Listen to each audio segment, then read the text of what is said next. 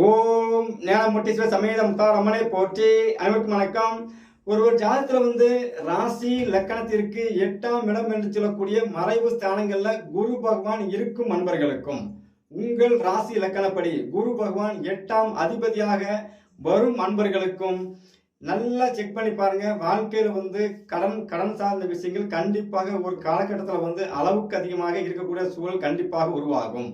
தங்க நகைகளை கொண்டு போய் அடகு வச்சு பேங்க் பயணம் சம்பந்தப்பட்ட இடங்கள்ல கடன் வாங்கி கெட்ட முடியாத ஒரு சூழல் கண்டிப்பாக ஏதோ ஒரு காலகட்டத்தில் இந்த பிறப்பின் அமைப்புப்படி உங்களுக்கு கண்டிப்பாக நெருக்கடியை கொடுக்கும்.